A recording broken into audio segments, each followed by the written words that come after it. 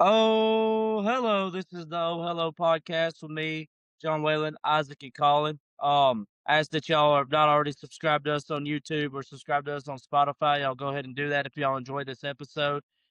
Today we will be talking, basically giving y'all story time. We'll be going over our best sports memory, our worst heartbreak as fans of the sports, and our wildest fan moments in sports. I'm gonna say, if you're a New York fan, I know it sucks to be a Giants fan. I know it definitely sucks to be a Jets fan and a Mets fan. But if you're a Knicks fan, don't worry. Be on top of the world right now. If you're an Atlanta fan, just don't even show up to work the rest of the week. But getting into my best sports memory, mine will be second and 26. It wasn't just a play; it was a legend. Wait for it. What comes out of a cow? Dairy experience. Gary. You know, Tua coming off the bench in the national championship is the greatest movie script in sports history. The whole story in itself is just a movie script storyline. You had you had Jalen Hurts come in as a true freshman, start for Alabama, lead Alabama to the national championship his sophomore year. Very successful at Alabama, and it just wasn't working out that Georgia game. Nick Saban does a Nick Saban thing, puts Tua in. And if you go deeper into the story a year later, which I know it doesn't go with the second and 26 moment, but you go deeper into the story a year later, Tua gets hurt in the SEC championship against Georgia, and Jalen comes in and wins the game. So it's just a great, great movie script story in general. But if you were not screaming out of your lungs during that second and 26 moment, then you're not. I'm not telling you you're not an Alabama fan, but you're not a college football fan. That was just a legend. Wait for it. Dairy moment, and I remember exactly where I was at. I was at my mama's house, and I was living on top of the world. I don't know what y'all's best memory in sports is, but I really think it's going to be hard to top this one. This ended with a walk off ring, so like, does it even count if it does end with a walk off ring? But yeah, that's my favorite sports memory. I mean, hey, my team has a walk-off ring as well. In 1980 something. 2002. I'm joking, boss. I'm We were joking. terrible in the 80s, dude. That's true. That's true. We were. But mine's pretty close. John Whalen, and is probably because it caused you the most damage, which we'll talk about in a later segment. But 2022, the walk-off field goal versus Alabama. Obviously, there was a 16-year drought there. I was actually at the game, the first ever game in Neyland that I ever got to go to. Was 2022 versus Alabama. Walk-off field goal. We ended up storming the field, and I was a part of the group that carried the goalposts down to the river and threw it in. So that was a pretty cool experience. And it's always a great day whenever Tennessee beats Alabama. Go Vols. Now, Yeah, John, can you say but you've ever carried goalposts Alabama doesn't do that. You'll to never the see a river? goalpost carried. You'll never see a field rush. Oh, so you guys just aren't Another fun. yeah, exactly. Another reason I hate Alabama, it's kind of like Michigan where they just have their nose up in the air. They think they're better than everybody else because they don't have fun. You know what I'm saying? So Oh, I trust me, we stormed the field against Michigan a couple of times. will say this about the Alabama Tennessee game, though. The 2024 game was more of a heartbreak than the 2022. Mainly because, luckily, in 2022, that's when I joined the Marine Corps. I joined in June, which I got out of boot camp in September. But I was literally in a field in the middle of nowhere trying to get a little bit service to keep up with the score of the game, and I was checking it as I could go, and I figured out Alabama had lost to Tennessee. So luckily, I didn't have to experience it live, but I missed the first two games of the season that year, and then I also missed the Tennessee game due to me just joining the Marine Corps. But luckily, I didn't have to experience live. But it was a real heartbreaker. But I think the 2024 one was a heartbreaker too, because my gosh, I remember that game vividly. It's like Jalen Murillo thought his only receiver was Ryan Williams, and we just stopped moving the ball at some point. But oh, and shout out to my nana. She's an Alabama fan. Me and her have this thing where if Alabama beats Tennessee every single time they did, which was 16 years in a row, she would call me and sing Dixieland Delight. Well, that was the first time in my existence that I'd ever gotten to call her and sing Rocky Top. So that was a fun experience. It was great. It was great. Love to hear it. All right. There were so many directions I could have gone with this, but honestly, the most memorable and the best moment I really ever had was just this past year. And it was really when the Bears were able to win the wild card game against the Packers. Bless you. Thank you. When they were able to do that, I haven't seen my Chicago Bears win a playoff game very often. And it's since they've won a playoff game, I was 10 years old. And for it to come against the Packers of all teams, I remember being around, my work buddies, the comeback, the way that it happened. Um, and I remember, I was at a restaurant. Everybody had left, but the restaurant let us stay. And when we scored the go-ahead touchdown, I was running around the restaurant like a madman. So that's just the first one really that pops to mind. It's kind of it's kind of hard though because I got a lot of like really good moments, but nothing like 2nd and 26. I don't think. I mean, to be honest with you, it was hard for me to pick 2nd and 26. But man, that game, that I remember exactly where I was at. Just like, I could have went a different direction with it other than college football, like watching the Braves win the World Series. Like that was a big deal for me as a Braves fan.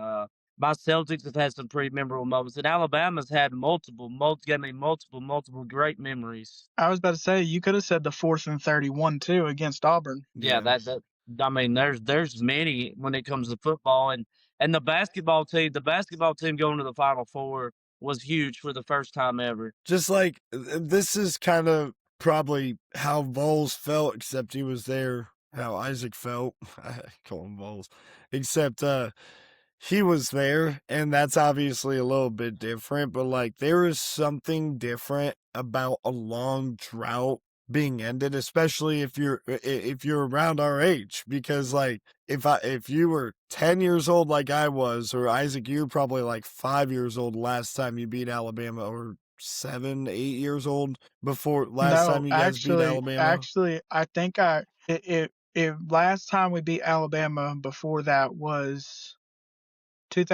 Oh yeah, 2007. no, my math Yeah, was off. Yeah, you had Yeah, to 2000 have so been exactly. like I would have been 3. 3 years old. Yeah, Yeah.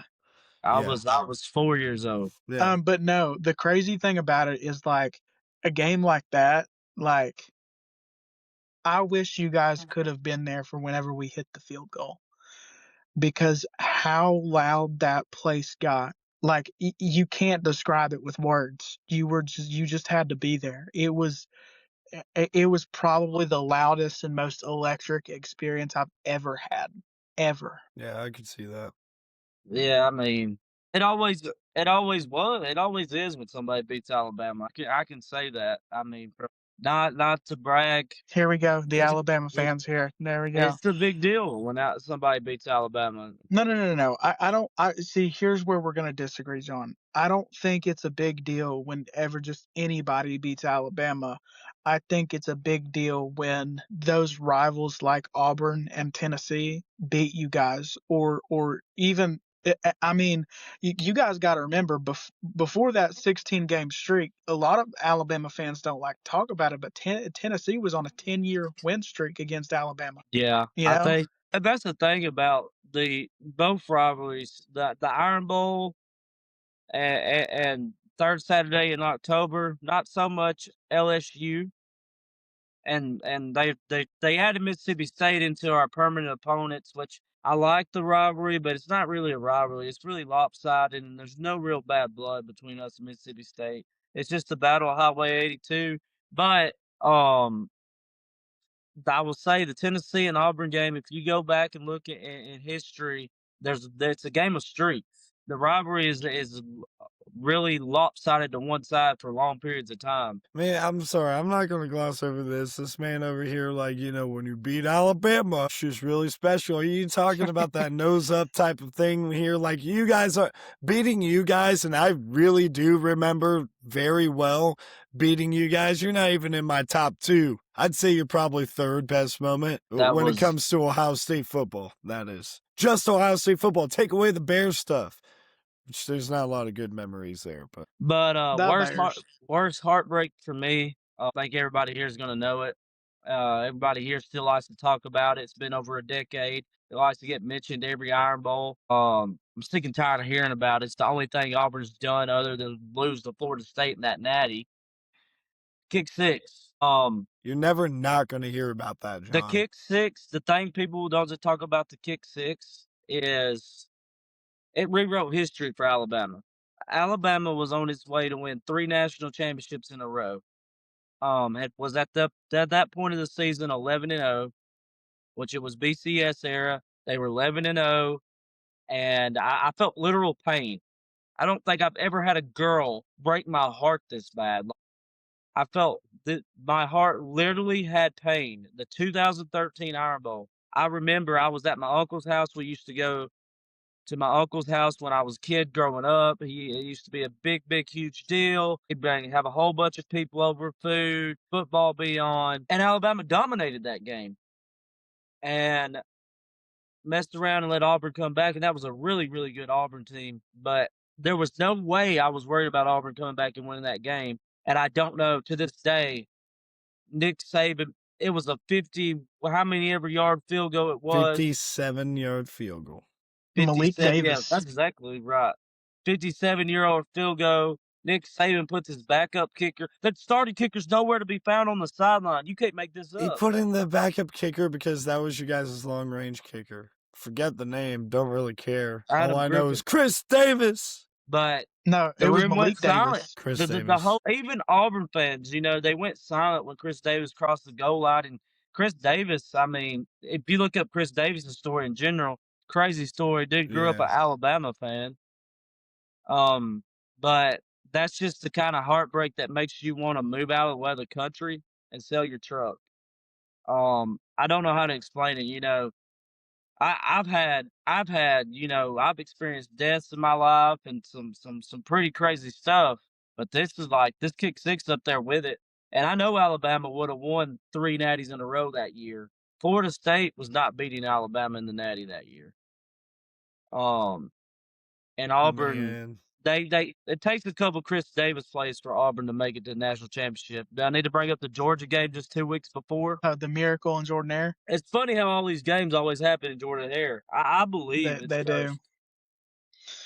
cursed. But no, I do have 2 honorable mentions because as a fan base, teams that I'm fans of I'm used to getting my heart broke. But the 2 honorable mentions is obviously 2026's shanked kick against Georgia, a 9-year losing streak, and our kicker. I'm not even going to mention his name. Decides to shank the kick, send it to overtime, and obviously Georgia wins. My other honorable mention is I believe it was 2018 Alabama versus Tennessee. Obviously, we're gaining momentum, and then Jarrett Garantano, instead of handing the ball off like the call was, he decided to try and jump over the line of scrimmage into the end zone and fumbled, taking all the way back for a 99-yard. And it's like the momentum was starting to shift. We were starting to gain ground on Bama, and then it just completely deflated. But my most heartbreaking moment, and I'm going to shift it 99 yards outside of scoop football, score. I remember that. shift it outside of football here. 2019, my 76ers, Yep. with a chance in Game 7 I knew it. against the Toronto Raptors to go to the Eastern Conference Finals. Kawhi Leonard hits the shot of his life and takes the game. This is heartbreaking on multiple levels here because what you guys got to realize is if we were to win that game, we probably would have won the NBA championship that year. Yep. It's safe to say we were the only one that really gave Toronto a true test. And second of all, that was the end of the process. After that, Ben Simmons was the same. Jimmy Butler gets traded or leaves in free agency. Tobias Harris, was never the same. And it just kind of collapsed. So that is my most heartbreaking moment. Yeah, I kind of had a feeling when you said not football, that was the first thing I thought of for you, being a Sixers fan. I'm like, he's going to talk about the Kawhi shot. That's definitely Well, what he's going to do. I probably can't fix that heartbreak for you, but the 76ers were able to pull off another game against my Celtics last night. Dude, I'm surprised. I'm surprised. They're looking good. I mean, the Celtics aren't looking bad. The 76ers are looking good. I mean, No, them don't get it twisted, John Whalen. 76ers are not hitting their shots. They're just like Alabama college basketball. They live and die by the three. And they're just not hitting their shots, bro. but the 76ers got something Alabama's never had, and that's Joel Embiid. That's true. When he's healthy, dude scored 35, average 35 on one leg versus the Knicks. So, And you know, I'm gonna give a hot take in this episode since we're on that subject. Uh the Celtics are not the same team without Jason Tatum, and they went without Jason Tatum for the majority of the year, got the number 2 seed. But here's the hot take. Hold on, Okay, boss. I was about to say. Jalen Brown and Jason Tatum do not play great together. The NBA Finals we won really surprised me, and then it kind of made me change the narrative. But watching this series is kind of, it's like they both can't have a good game at the same time in the well, playoffs. It's I, like the I, game plays and, against. and I disagree with you to a certain extent. They play really well together, but what they're finding themselves in is a situation where Jason Tatum is coming back from an Achilles. And obviously, we know JT, he's the number one option on that team. Has been. Okay. Jalen Brown has been playing Robin. And when you have a situation where that guy's been out for the majority of the year, and then comes back in time for playoffs, Jalen Brown has been doing a great job of being the number one while JT's been gone. And now you have JT coming back, and I think that they're kind of struggling figuring out, okay, is JB going to be the number one option for the remainder of the season, and we're just going to have Jason Tatum play Robin this offseason, or is JT, going to be that number one? You know what? Let's call it what it is. The winner of Spurs Thunder in the West, they're winning the finals. I'm just saying. Probably. I'm just saying. After this first round, I don't see Yeah. any team in the East competing with those two. No. The But Pistons are about to lose. The did anybody see Celtics could LeBron? lose. LeBron complaining about a soft ass foul. He got posted by Bleacher Report. He was at the free throw line arguing. Look, man. At the end of the day, come back. and I was actually listening to, and I know I'm going to get judged because it's Stephen A. Smith, but I was listening to First Take. And LeBron James got asked about the GOAT debate and him and MJ and stuff like that. And Stephen A. did make a great point. Everything that he said, if you guys go watch the clip, everything that he said was correct, except for the very end where LeBron James, he plays the victim card. It's this new age mentality where because there's the old heads love MJ, you're typically the one getting scoffed at in the conversation. Like, dude, we all know that you are top 2 player in the NBA all time. There's been 5,000 and some random numbers to play in the NBA ever, and you're top 2. If you ask me, that's a great accomplishment, whether you're 1 or 2. But it's the mentality behind, oh, people are not going to put me at 1. I'm going to be offended. And it's just infected the league. Hey, buddy, that's why you're not number 1. Exactly. It's a direct result. Your mentality is the biggest reason why you didn't win more championships. You won the fakest championship in the sports history. Back off, bro. Stop being such a crybaby. He just tied Michael Jordan after 23 years a couple days ago for playoff points. I don't know that some Michigan fans might say that Mickey Mouse championship that you won in 2024 was the fakest bosh. Yeah, well, we didn't have to cheat for ours. Oh. Yeah. And you know what? You can talk about this because if you're talking about my heartbreak, it's as an Ohio State fan. So let's just keep it real. I chose the Bears because there's just something different about breaking a drought. My Ohio State Buckeyes don't have no droughts. Like that, we just, You know, we had that The little 80s. 4-year stretch. Okay, well, I want to lie. You know, in my lifetime, we've always dominated Michigan. I could put up with a few years just to go, and when we finally take the game back, we don't even allow you to score a touchdown. Yeah, I can't imagine what it is to not score a touchdown against Michigan. But Michigan, in my lifetime, has done that a couple times where they couldn't score a touchdown against my Buckeyes. But whatever. So obviously you guys aren't going to be at the top of my heartbreak. The top of my heartbreak is going to be 2019 Clemson. And it's not even close, too. That felt like the year for us, and the opportunity to play Joe Burrow in the national championship felt so perfect. And between the refs, the two calls that really stick out, there were multiple. There were multiple more, but the two calls that stick out was that Shaun Wade bullcrap targeting. How is somebody going to be flat-footed at 6'1", hitting a guy that's 6'6"? It ends up being helmet to helmet, and that's on the 6'1" guy. That makes no sense. But even more egregious than that was we got a scoop and score. When Clemson stormed back after J.K. Dobbins got hurt, people forget about that. And the game changed offensively because J.K. Dobbins was going crazy on y'all. And Clemson came back, took the lead, and we get a scoop and score.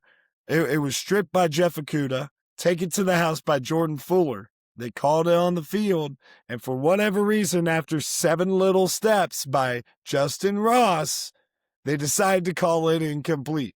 Very convenient, right?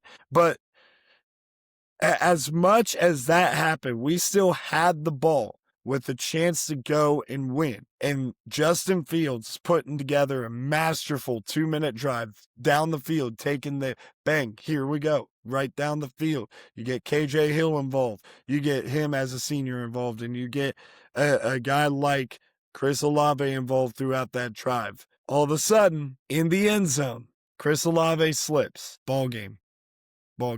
Heartbreak. Like I've never, I mean, the look on Justin's face really says it all. If you go back and watch that game. Well, I'll say That was this: tough. if it makes you feel better, Bosch, I don't think anybody was beating that 2019 LSU team. No, but I'd like to, we would have had a much better shot than that Clemson team. I agree. 100%. Our defense was top in America. It would have been an amazing matchup. Now, obviously, us knowing what we do now about how those NFL careers panned out, maybe we would have got completely exposed in the back end, especially with Jeff Hafley. Remember Jeff Hafley, Miami Dolphins head coach, was our defensive coordinator. Jeff Hafley was a very aggressive man-to-man guy, and we would have played a lot of man-to-man. What you got to realize, bro, is like By the LSU way, that year had 7 top 25 wins, and 4 of those were in the top 10. Like, that's ridiculous. Well, I will one of say them this was about Texas. I will say this. Yeah. I got to piggyback off of all of this. I got to piggy off the 2019 LSU because I'm about to put a hot take in there. And I'm not discrediting 2019 LSU. I think they're one of the greatest college. I won't go out and say the greatest yet because in my opinion, it's still really hard to beat 01 Miami with all the Oh, yeah, draft for picks sure. they had on that team. If we're talking just greatest off of pure talent, but Joe Brady running that offense, that's what I'm really interested to see what he's going to do with Josh Allen this year as the head coach because Joe Brady is very undercredited for that team.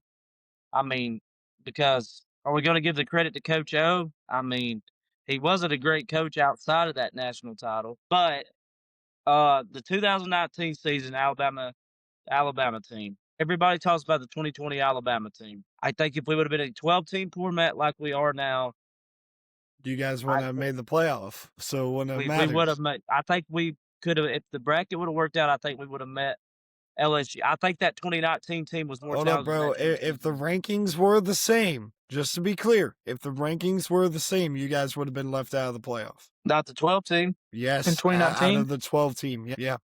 We can have this discussion, but yeah, the final college football playoff rankings would have had you guys left out. You were left out of a New Year's Six Bowl. Oh yeah, because that Auburn game at the end of the year. Yeah, and that would have knocked you out of the 12-team playoff if the rankings would have stayed the same.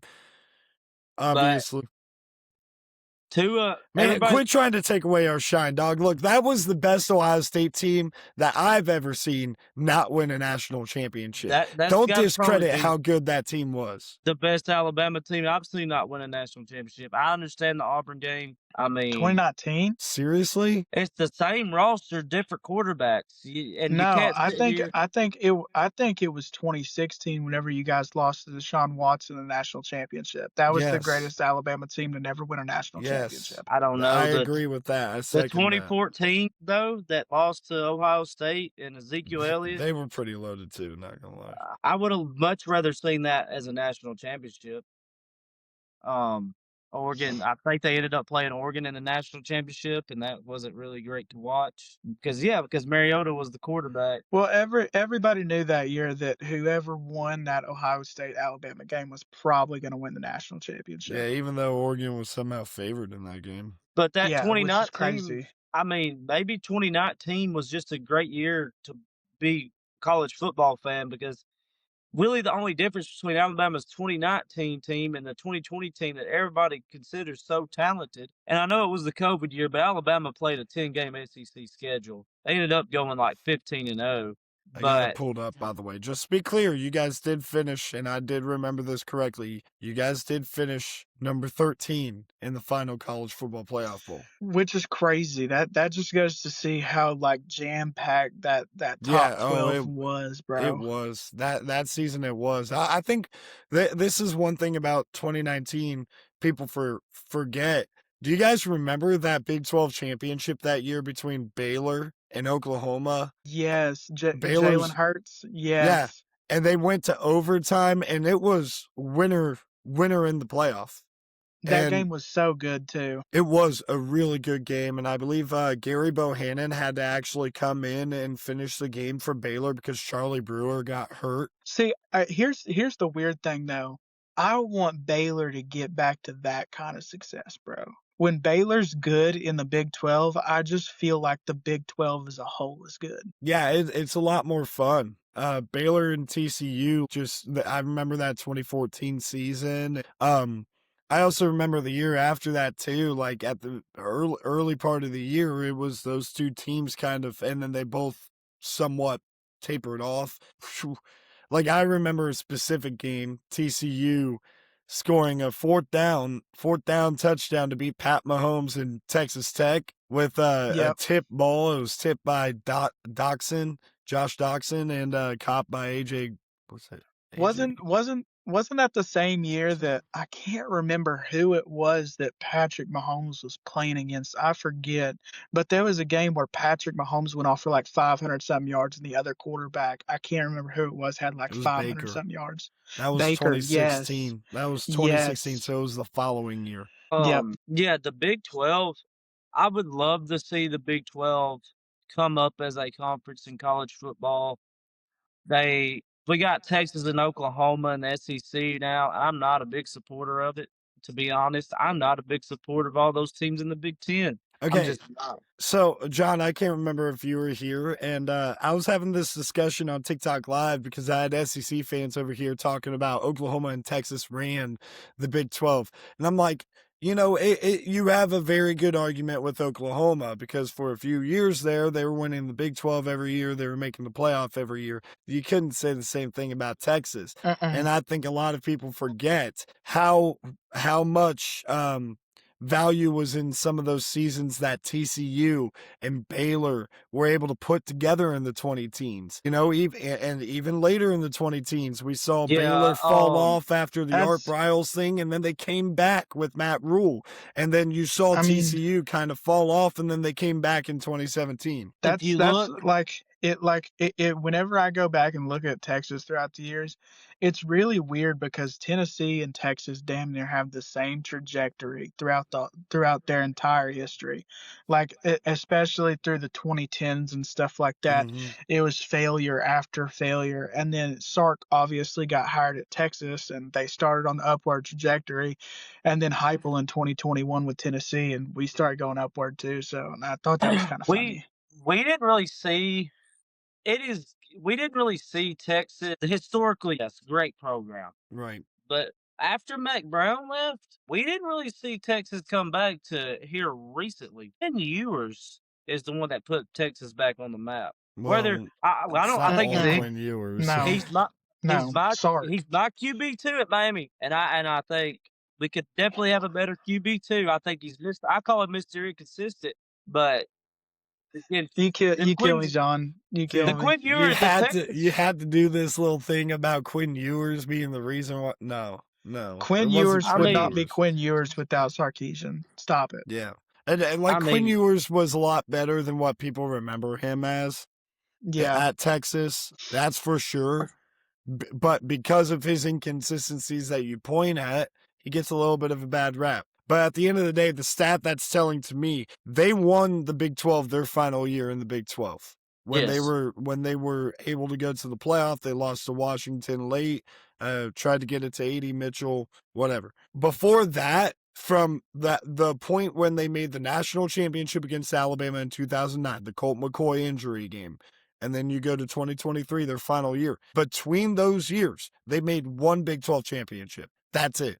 but And I I'll think say this, it's crazy to me, and we can save this subject for a later date. The team that was really supposed to take over the Big 12 after Oklahoma and Texas left, you guys got to remember, it was Oklahoma State. They Yeah. were set. That's the only hump that they couldn't get over was Oklahoma. They just couldn't. That Justin Blackman team, who honestly they should have gone to the championship game. Like man, they finished, and the final game they lost to, was it Baylor in the Big 12 championship? I don't. Oh, sorry, I I lost my train of thought there. Who? Yeah, the Justin yeah, Blackman yeah, yeah, yeah. Oklahoma State. Yeah, they should Oh have gone no, to the no, they didn't have a Big 12 championship back then. Sorry, I kind of zoned out there. So now I know what you're talking about. They lost to yeah, Iowa State on the Iowa road late State. in the Yep. year on a Thursday night, I believe it was, in Yep. overtime. That cost them a spot in the national championship. Yeah. But Uh, Mike Gundy, man, he had some. I don't know. The fall, maybe Mike Gundy is not a NIL coach. I don't know. The fall of Mike Gundy needs to be studied, though. He had some squads, and I think the Big 12 being a good conference, I think if the ACC too, I'll throw them in there because they got good teams geography wise. I mean, you got the big ones, Miami, Florida State, Clemson, who we've seen dominate over the years. The North Carolina teams, the Virginia teams, like that is such a great geographical spot to have great football, and then you got all the Texas teams in the Big 12. And Texas, we know how big football is in Texas, and even Texas Tech. They've always been there. They just couldn't do nothing about it until NIL. well, Um, I need three teams to be good in the ACC and the Big 12.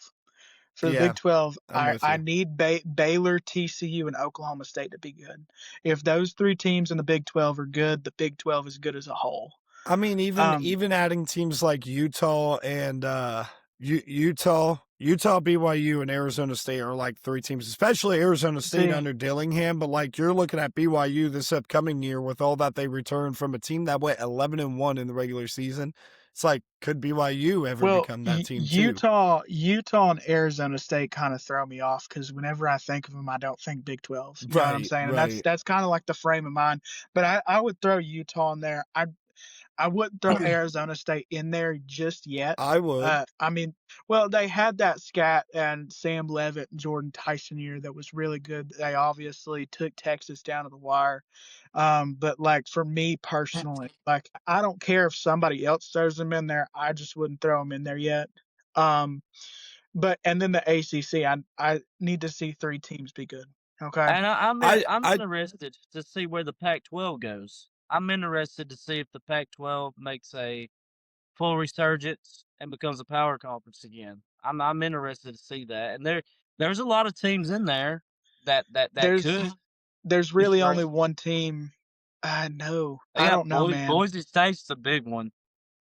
I mean, Boise State after Ashton Genty left, they just didn't look the same, man. I think They'll be back to being great. I I believe. I just look at it like this, like, when we're looking at those 2 conferences, it's like, who has the history of being at the top of the sport? And, like, a couple of underrated histories is, like, the ACC, you have Pittsburgh. Pittsburgh has underrated football history. Georgia Tech, to a certain extent, does too, but really, they only have, I believe, only the 1 national championship in '91 I'm I Yeah, mean, or you 90 know, Georgia sorry, Tech, 1990. yeah.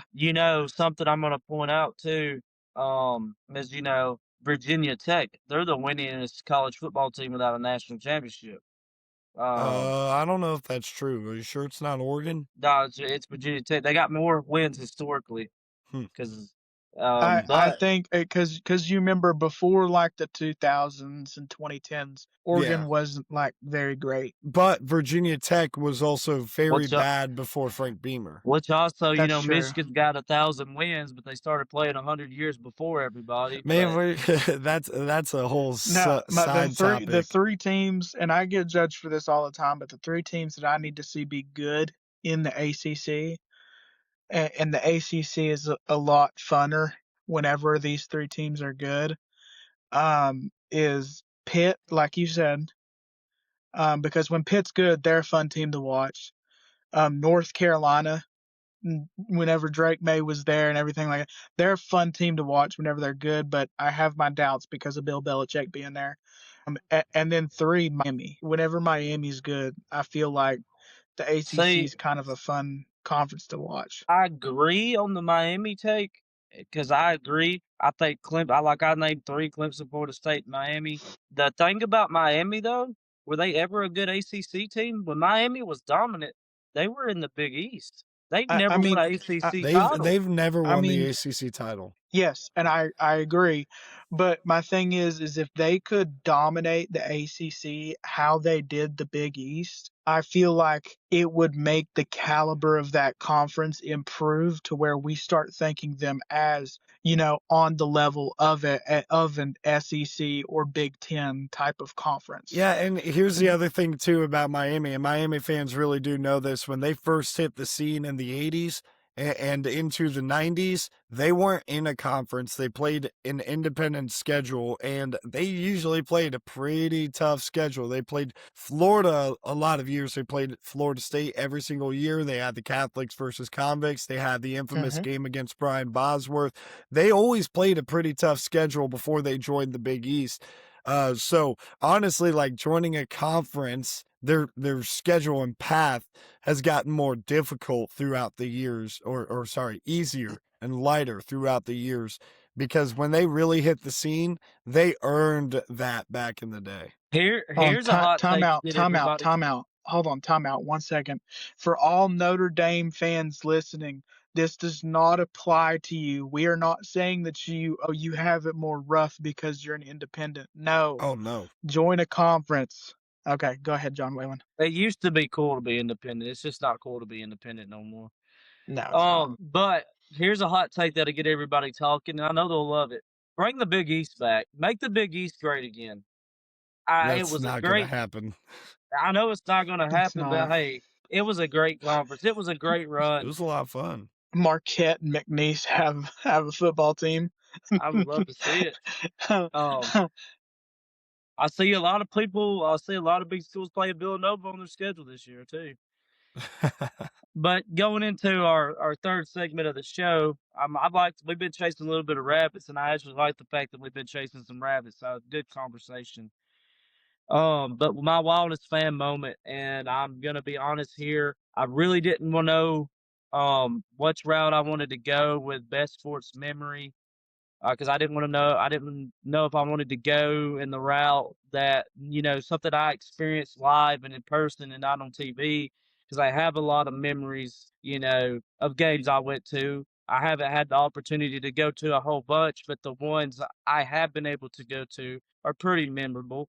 Um, but wildest fan moment, that's what I'm gonna go to any live sports event I've been to. You start my first ever college football game was a Birmingham Bowl versus South Carolina and South Florida.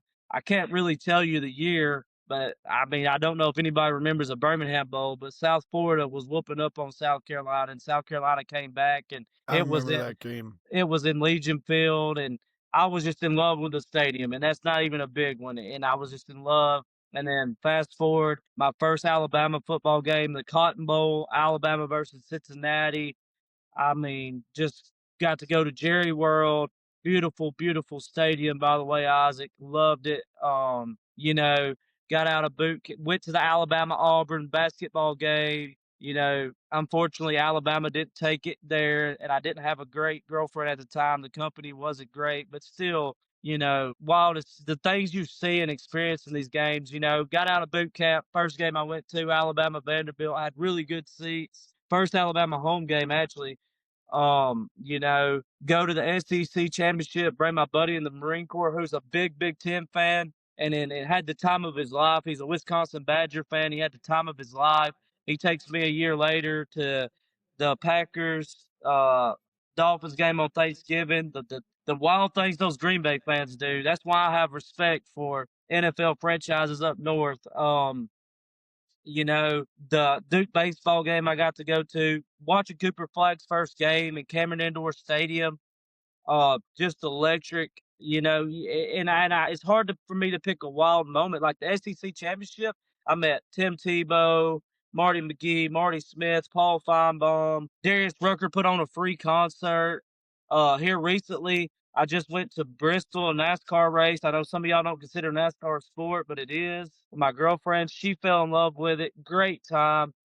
The company you bring, experiencing these games just live to me is the wildest fan moment because you always will have wild stories from experiencing these games live. And I think there's nothing more wild than the fan base. I can't pick out a specific moment, but you could take any sport, any event, and the fans are what's make everything wild. It's nothing that the wildest fan moment. It to me, it has nothing but what goes on at the field.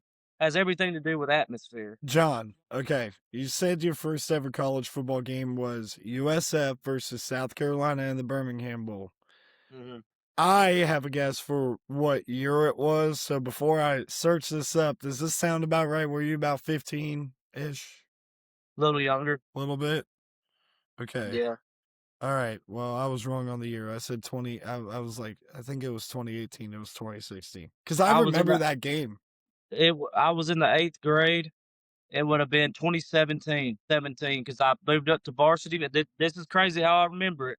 But I moved up to varsity football. Dude, No, I just Googled it. You're going to tell me it was 2016. 2016, because I haven't started 8th grade yet. 2016, yep, it was 2016. Because I remember I was playing fullback and linebacker at the time in 7th grade. Yeah. That's a crazy way to remember it. That's how I remember it. Yeah. I mean, I think one of my craziest moments was the first time because my old boss he was a huge fan of the Dallas Cowboys. Same here. Well, I hit a bonus at work, and the bonus was he was going to take me to a Cowboys game. Okay, cool. Well, he chose the Cowboys Eagles game in Arlington, Texas. Late in the season. This had playoff implications. I'm pretty sure this was the year. I can't remember. I think it was 2023. Whenever we were starting to gain ground, it was the year that we lost to the Packers in the playoffs. So I think it was 2023 where we won the NFC East. It had huge playoff implications. If we were to beat the Eagles, we would get the number 1 seed in the NFC East. All that good stuff. And we went to this game, and it was kind of because like whenever you're kind of a new fan, it's the first time you actually get to interact with a rival fan base's fans, and you're like, okay, I'm cool with these people, all this. And the first time you experience it, it's like, wait, I'm not cool with these people. These people are kind of jerks.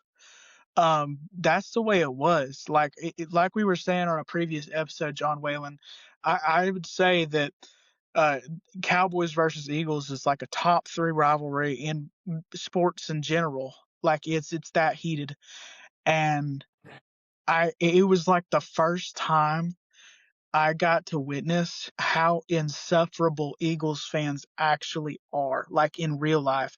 Like, and you have those keyboard warriors on the internet where you're like, okay, they're just saying this because they're on the internet. No, these people will say this to you stuff straight to your face. Like this is real. Oh So man. I finally got to witness because before that I was like, oh well, NFL fans, they're not as passionate as college fans. Well, that's not always true, especially up north. And I finally got to witness that, and that's where Yeah. kind of my hate for the Eagles derives from. Is I actually got to witness it in person.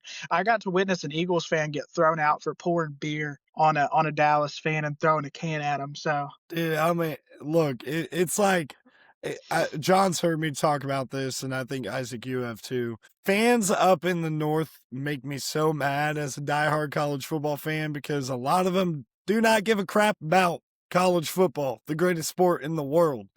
And they're raised up that way. Don't know why they're messed up in the head.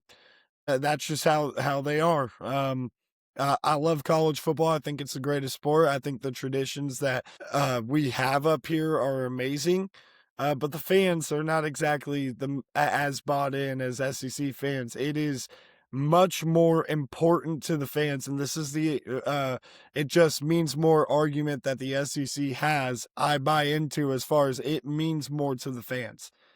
And but when it comes to NFL, they're kind of delusional and crazy. Like Browns fans are usually delusional and they're usually very angry because they're usually very bad. And it cracks me up, but there's a reason why I don't like Cleveland sports and specifically the Cleveland Browns. It's because I live around that. And it's so gross and annoying. I'm like, okay, whatever. well, I'll here's my thing. I think that the better the northern team is at their sport, the more delusional they are. Yeah. With the Eagles, for instance, they won the Super Bowl with Saquon and all them, and they kind of assumed that there was going to be the start of a dynasty. What they didn't realize is, okay, well, you have to put actions forward to start a dynasty.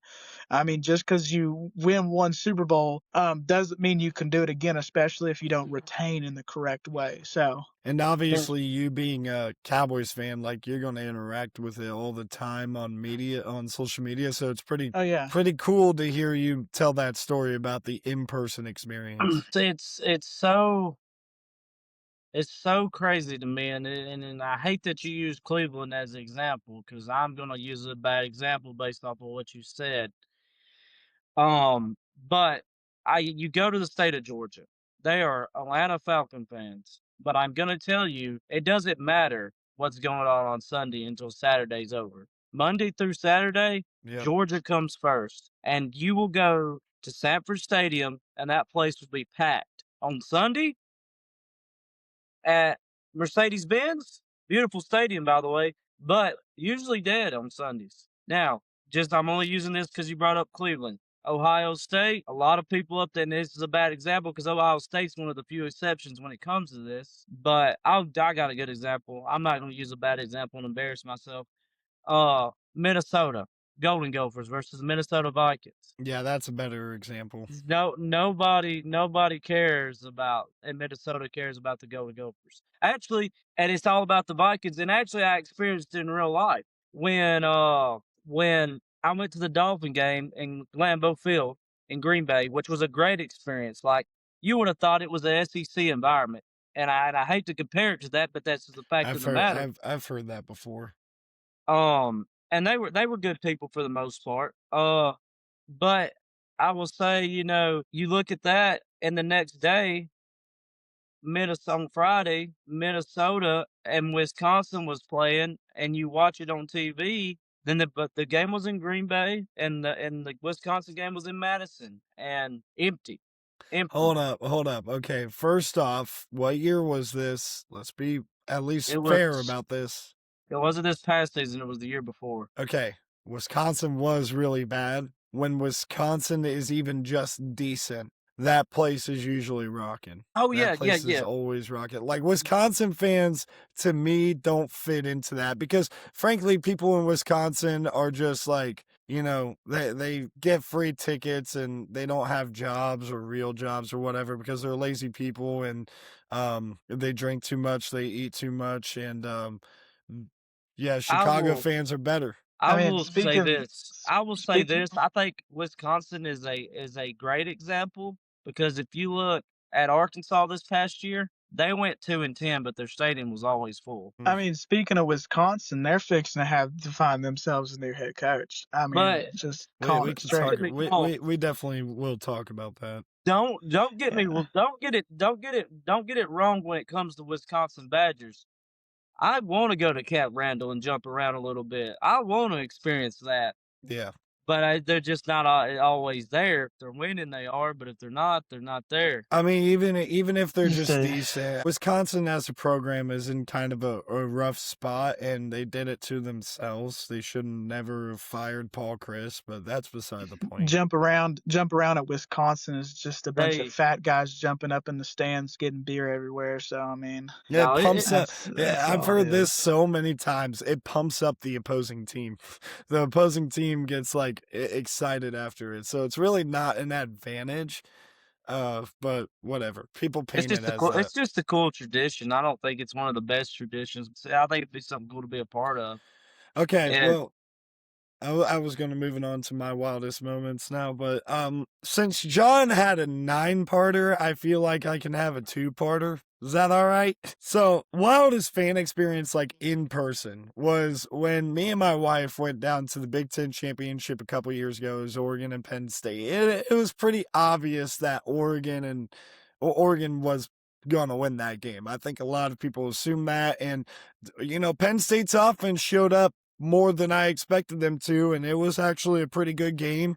They had the ball late to try to go down and tie it up with touchdown and 2. They couldn't get it done. But that's not even the wildest part. It was the constant crashing out by Penn State fans about James Franklin and not getting over the hump, not winning the big games. I'm like, thinking over here, like, you guys are safely in the playoff. You're going to host a playoff game in a couple of weeks, and you're over here crying and all this stuff. Like, their crash outs in person was just so funny. And it was a lot of, like, the younger college age kids, the, like, it seemed seemingly spoiled to me, and they're just like over here complaining about how they never win the big game. And I've always kind of thought that Penn State fans, they set their standards a little too high. But in person, or not in person, taking it to the TV, the Ohio State Michigan game from 2016 was a wild experience, because if you remember that game,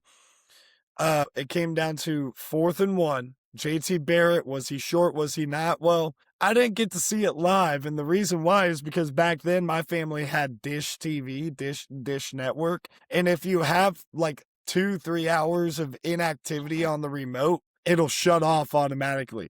They line up for this. This is a true story. They line up for the 4th down. And right before they snap it, that thing pops up and it stops immediately. And you can imagine the chaos in my household, my whole family, like, what just happened? Where's the remote? What just happened? We end up getting it back on, and we don't know what just happened. There's just a lot of controversy and like a lot of like, what's going on? And they gave us the 1st down, and we're like, okay, we're good. And then they started to review it. We're like, oh my gosh. And we know what happened. They said it stood. It was the right call. Obviously, JT got to the 15-yard line. And you know what? You could have stopped us. But what did you do? Next play, you let Curtis Samuel walk it off on you. So, Michigan fans, I hope that's your most painful moment of all time. I will I will say this, one wild fan moment, and it might not be wild to y'all, and it might be silly, but I do got to mention when I met Roll Tide Willie. Great guy, fun experience. There's a video of us together saying I don't give a piss about nothing but the Tide, Blitz, Bama Blitz. But I have to tell you that it's not a act. Dude smells like Miller Lite. It was early in the morning. It was when Alabama and Auburn were playing, and College Game Day for basketball came into Tuscaloosa. They were both fighting to be number 1 in the country, and Alabama lost that game. But that was a great experience meeting Roll Tide Willie. And I didn't go to the game. I just went to game day because I wanted to experience College Game Day for basketball. But if y'all don't have any more things for today, I'm gonna wrap it up. Thank y'all for listening on Spotify, watching on YouTube today. Please, like I said at the beginning of the show, please subscribe to us on Spotify and YouTube. Also, we got social media pages, the Oh Hello Sports Podcast on Instagram, Facebook, Twitter, TikTok. Um, Also check out all our individual content. You can find me on TikTok at John Wayland Hollis. Colin's got his own individual show on YouTube called the Bosch CFB Show.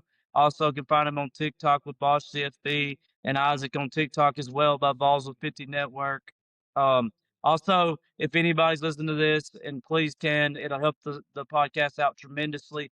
Leave 5 stars on the review section. That's what really puts our podcast out there and blows it up on Spotify. So if you can do that for us, we would really, really appreciate it. We are working really, really hard every day to get this content out to y'all, and I just hope y'all can make a dream come true. With that being said, toodles. Oh, bye.